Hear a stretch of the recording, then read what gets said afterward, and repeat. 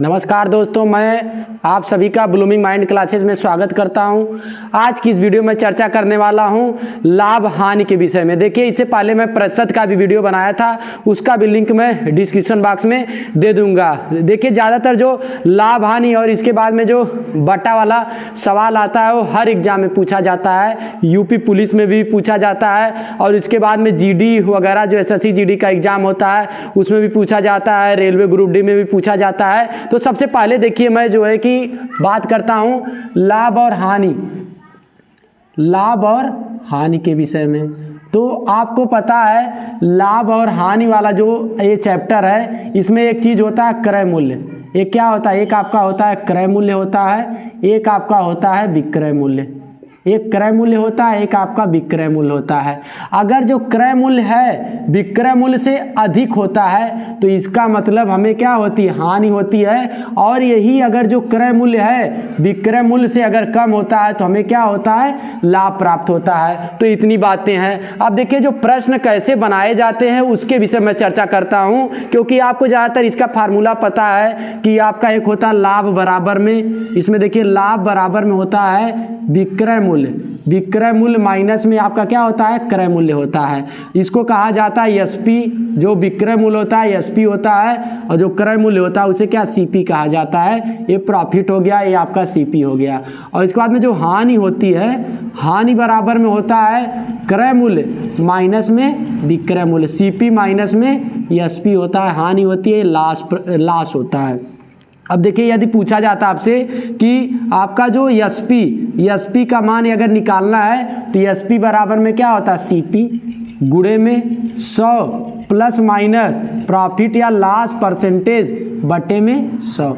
यही देखिए एक फार्मूला है, एक फार्मूला एक हो गया, एक और ये फार्मूले, दो फार्मूले हैं जिससे ज़्यादातर आपके जो प्रश्न है वो लग जाएंगे। अब देखिए, मैं समझाता हूँ आपको कि ये जो फार्मूला है ये कैसे काम करता है। अगर कह रहा है, इस फार्मूले में कह रहा है कि कोई आपका लाभ जो होता है, ठीक है, मान लीजिए आपका क्या हो रहा है, कोई व्यक्ति है, ठीक है।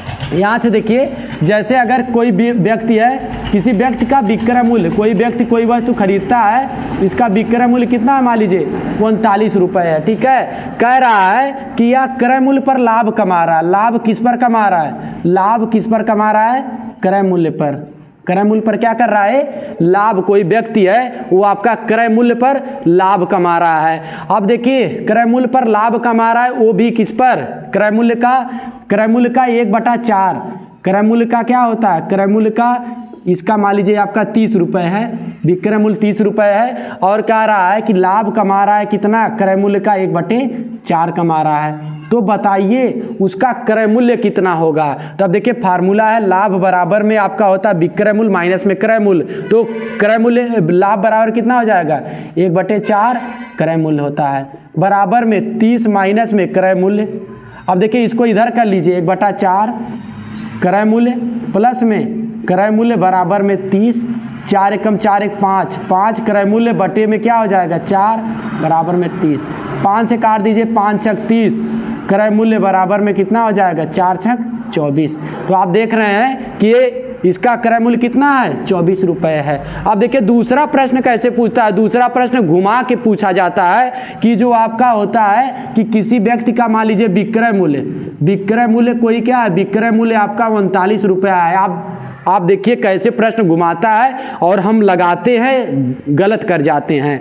विक्रय मूल्य अगर दे दिया 39 रुपये है और इसके बाद कह रहा है उसका लाभ प्रतिशत। देखिए, अभी देखिए मैं कहाँ हूँ दोस्तों, कि लाभ बराबर में क्रय मूल्य का 1/4 लाभ कमा रहा है, तो लाभ बराबर में 1/4। अगर प्रश्न में ऐसे पूछ देता है कि आपका जो उसका लाभ प्रतिशत है वो क्या है, क्रय मूल्य के बराबर है, तब बताइए कि उसका क्रय मूल्य कितना था। तो अब देखिए, यहाँ पे समझ लीजिए जो क्रय मूल्य होता है वो मान लीजिए x रुपया है और उसका लाभ प्रतिशत क्रय मूल्य के बराबर है, तो आपका x हो जाएगा। अब आपको देखिए इस फार्मूले में रखना है एसपी बराबर में आपका जो विक्रय मूल्य बराबर में क्या होगा, यहाँ पे देखिए क्रय मूल्य हो जाता है, क्रय मूल्य गुणे में कह रहा है कि जो उसका प्रॉफिट हो रहा है 100 प्लस में क्या होता है, लाभ प्रतिशत बटे में क्या हो जाएगा 100। अब देखिए आराम से हम लोग सवाल लगाएंगे। तो विक्रय मूल्य दिया 39, क्रय मूल्य कितना x है, निकालना है। जो लाभ प्रतिशत है वो किसके बराबर है, क्रय मूल्य के बराबर में है। 100 प्लस में x बटे में क्या हो जाएगा 100। इसका देखिए यहाँ गुणा करा दीजिए तो ये 39 हो जाएगा, x का इसमें गुणा हो जाएगा 100x प्लस में एक्स स्क्वायर। आपको देखिए आप चाहे कितना भी सवाल लगा लीजिए, एक बात नोट करिए, आपको बहुत कुछ आता है। जब आप सवाल को बनाना सीख जाते हैं इसका मतलब है आपके सवाल में गलत होने की त्रुटि कम हो जाती है। ऐसा मेरे जो सर जी हैं वो कहते हैं कि यदि आप सवाल बनाना सीख जाते हैं तो आपको सवाल लगाने में कोई समस्या नहीं होगी और ज़्यादातर आपके सवाल जो सही हो जाएंगे। और देखिए मैथ में क्या है ना, मैथ में आपको जल्दीबाजी नहीं करना, नहीं तो जोड़ने घटाने में समय बीत जाता है, सवाल आपका सही होता है लेकिन आप भाग गलत देते रहते हैं और इसके बाद में सवाल नहीं लग पाता है। अब देखिए यहाँ पे इतना हो जाएगा, इसको इधर ही रखिए, एक्स स्क्वायर प्लस में 100x, ये इधर लेकर चले जाइए, माइनस 3900 बराबर में कितना हो जाएगा 0। अब देखिए इसका गुणनखंड ऐसा करना है कि इसका गुणनखंड ऐसा करना है कि जोड़ा जाए 100x आए और जोड़ा जाए तो 100 आए और गुणा किया जाए माइनस 3900 आए। तब देखिए 13 तिया कितना होता है 39, तो आपका 13 हो जाएगा, 3 हो जाएगा, 2 0 1 0 यहाँ कर लीजिए, 1 0 यहाँ कर लीजिए। देखिए अगर किसी बड़ी संख्या में से छोटी संख्या को घटाया जाता है तो क्या आता है, प्लस आता है। तो आपका यहाँ पे माइनस ले लेंगे, इसका गुणा करेंगे, देखिए वही आएगा। इसको अब रखेंगे एक्स स्क्वायर प्लस में 130x माइनस में 30x माइनस में 3900 बराबर में 0। x बराबर में x प्लस 130, यहाँ से माइनस 30 काम ले लेंगे, x प्लस 130 बराबर में 0। तो आपका हो जाएगा x प्लस 130, फिर क्या होगा x माइनस 30 बराबर में 0। ये देखिए प्लस है तो मान्य नहीं होगा, माइनस वाला x माइनस 30 बराबर 0, x बराबर 30। तो इस तरीके से क्या आएगा, आंसर आएगा। आप इस तरीके से नहीं लगाएंगे। इसका देखिए इसका शॉर्टकट नहीं है, समझ लीजिए इस प्रश्न का शॉर्टकट नहीं है। वैसे तो शॉर्टकट होता है, विक्रय मूल्य क्रय मूल्य में शॉर्टकट होता है। देखिए शॉर्टकट कैसे होता है, अगर कह देता है कि आपका कोई 500 रुपया है, 500 रुपए की कोई वस्तु है, उसको 25% क्या है, 25% लाभ पर बेचता है तो उसका सेलिंग प्राइस निकालिए। तो इसका देखिए शॉर्टकट क्या होता है, 25% को लिखा जाता है 1/4। कह रहा है 25% का लाभ हो रहा है तो आपका 4 पे 1 का लाभ हो रहा है तो कुल लाभ 1 जोड़ दिया जाएगा। आप मेरा प्रतिशत वाला वीडियो एक बार देख लीजिएगा, ये 5 बटे क्या हो जाता है, 5/4 हो जाता है। अब देखिए ये जो हर होता है ये किसको डिनोट करता है, सीपी को। तो 4 रेशियो बराबर में दिया है 500, तो 1 रेशियो बराबर में 500 बटे में 4, इसको कर देंगे 4 एकम 4 हो जाएगा। फिर इसके बाद में क्या हो जाएगा, 4 एकम 4 आपका 10, 4 दूनी 8, 4 5 20, 125। 5 रेशियो का मान निकाल लीजिए, 125 गुणे 5 बराबर में 5 25, 5 दूनी 10, 2 12, 5 एकम 5 1 6 हो जाएगा। तो आपका 500 रुपए की कोई वस्तु अगर है उसको 25% लाभ पर बेचा जाता है तब उसका सेलिंग प्राइस कितना होगा, तो उसका सेलिंग प्राइस कितना आ जाएगा, 625 आ जाएगा। देखिए मैं आपको बता रहा हूँ प्रश्न कैसे बनते हैं और इसके बाद में आपके पास जो भी किताब होगी एच डी यादव या जो भी किताब होगी आप उस किताब को उठाइएगा और इसके बाद में आप जब प्रश्न लगाएंगे ना तो आपके धीरे धीरे सभी प्रश्न क्या होते हैं, लगते हुए चले जाएंगे। तो अब देखिए मैं बात करता हूँ आपका दूसरा तरीका, दूसरे तरीके से कैसे प्रश्न पूछा जाता है। ठीक है, दूसरे तरीके से कैसे प्रश्न पूछा जाता है उसके विषय में आपको बताता हूँ। मान लीजिए अगर जैसे पूछ देता है किसी वस्तु को अगर कितने में बेचा जाएगा, कोई वस्तु है, ठीक है, किसी वस्तु को अगर 25% लाभ पर बेचा जाता है तो उसको उसका जो भी धन उसको प्राप्त होता है, ठीक है। अगर उसको 30% के लाभ पर बेचा जाता तो आपका उसको 5 रुपया अधिक मिलता। कैसे कह रहा है, अगर किसी वस्तु को 25% पर बेचा जाता है लाभ पर तो उसको कुछ धन मिलता, लेकिन यदि उसे 30% के लाभ पर बेचा जाता तो उसको 5 रुपए क्या मिलते, अधिक मिलते।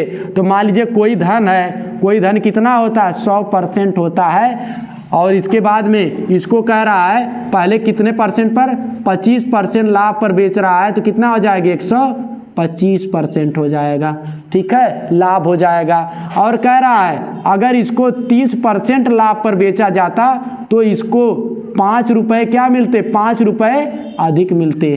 5 रुपये क्या मिलता, 5 रुपया अधिक मिलता। आप देखिए कितना अधिक हुआ है, तो आपका 130% कर लीजिए, माइनस में 125% बराबर में कितना हो जाएगा, 5 हो जाएगा।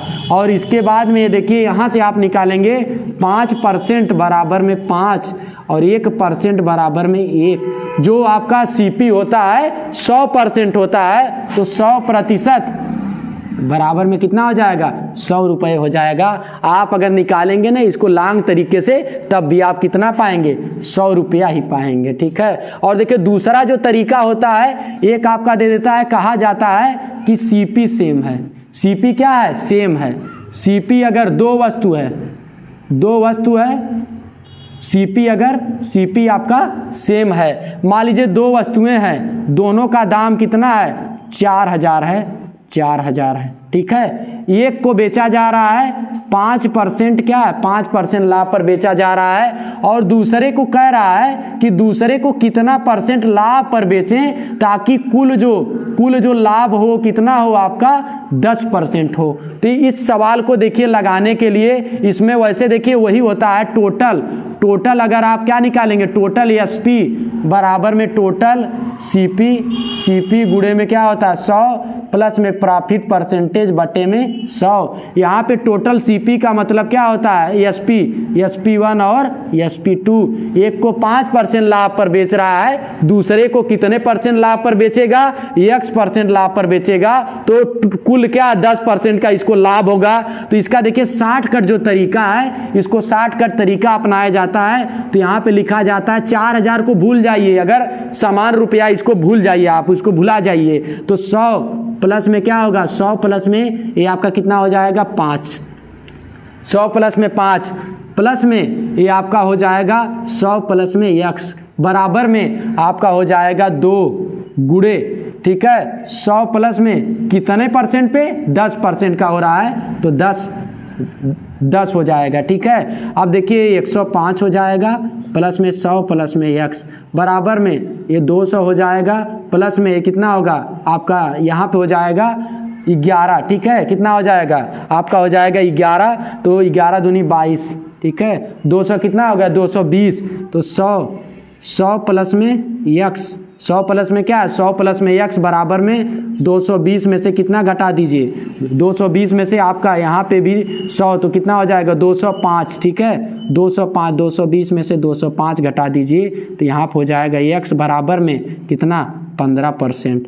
x बराबर में 15% का क्या होगा, 15% इसके लाभ पर बेचना पड़ेगा। एक को 5% लाभ पर बेचना पड़ेगा, दूसरे को 15% लाभ पर बेचना पड़ेगा, तब जाके टोटल पे कितने % का लाभ होगा, टोटल पे 10% का क्या होगा, लाभ होगा। इसको आप ऐसे भी कर सकते हैं, 5% अगर इसको लाभ पर बेचा जाता है तो कितना रुपया आएगा इसका सेलिंग प्राइस, तो इसका सेलिंग प्राइस 105 अगर करेंगे तो 105 में 4 का गुणा कर लीजिए, तो 4 5 20, 2 4 एकम 4 हो जाएगा। ठीक है, ये कितना हो जाएगा, ये 4200 हो जाएगा। प्लस में कर लीजिए, इसको अगर 15% लाभ पर बेचेंगे तो 115, तो 115 हो जाएगा, तो आपका हो जाता है 4 5 20। ठीक है, 4 5 20, 4 एकम 4 2 6 हो जाएगा, और 4 एकम कितना होगा, 4 एकम 4 हो जाएगा। ठीक है, 1 0, इसको जोड़ लीजिए, 0 6 2 कितना हो जाएगा, 8, और 4 है। ठीक है, 4 हो जाएगा, आपका कितना होगा, 4 4 8 हो जाएगा। अब देखिए 10% का टोटल पे लाभ हो रहा है, तो आप देखिए सीपी, टोटल सीपी कितना हो जाएगा, 8000 हो जाएगा, गुणे में 10% का लाभ, तो 110 बटे में क्या होगा, 100, काट दीजिए इसको, 8800। इसका मतलब है क्या है, आपका आंसर सही है। तो आपको ऐसे लगाना है। ठीक है, कुछ नहीं करना है, आपको क्या करना है, इस तरीके से आपका लगाना है। ठीक है, इस तरीके से कैसे लगा देंगे, ऐसे आप लगा देंगे। अगर ये पूछ रहा है, ठीक है, अगर ये पूछ रहा है तो आप इसको क्या करेंगे, यहाँ से, ठीक है, इसमें ऐसे करेंगे, यहाँ पे आपका 2 का गुणा हो जाएगा। ठीक है, 2 का यहाँ पे, तो यहाँ देखिए 100 प्लस में 5, या डायरेक्ट कर दीजिए 5 प्लस में कितना x% बराबर में आपका कितना हो जाएगा, यहाँ पे हो जाएगा 2 गुणे में 10% कर लीजिए, ठीक है। तो 5 हो जाए x प्लस में 20% प्लस में कितना हो जाएगा, माइनस में 5% बराबर में क्या हो जाएगा, 15% हो जाएगा, ठीक है। तो इस तरीके से आपका ये क्या है, प्रश्न निकल कर आ जाएगा। तो आप समझ रहे हैं। दूसरा तरीका, इसी प्रश्न का दूसरा तरीका क्या है, अगर कह रहा है इसको 5% लाभ पर बेच रहा है और ये 15% इसको लाभ पर बेच रहा है, तो बताइए कुल लाभ कितना होगा। तो आप समझ रहे हैं कि देखिए पहले वाले का x1% प्लस में क्या हो रहा है आपका x2%, ठीक है। x1% प्लस में x2% बराबर में 2x हो जा रहा है। तो x% हमें निकालना है दोस्तों। तो x1 प्लस में x2 बटे में 2, तो 5 प्लस में 15 बटे में 2, तो ये 20 हो जाएगा, 20 बटे में 2, 2 दहा में 10। कभी कभी देखिए ऐसे सवाल पूछ देता है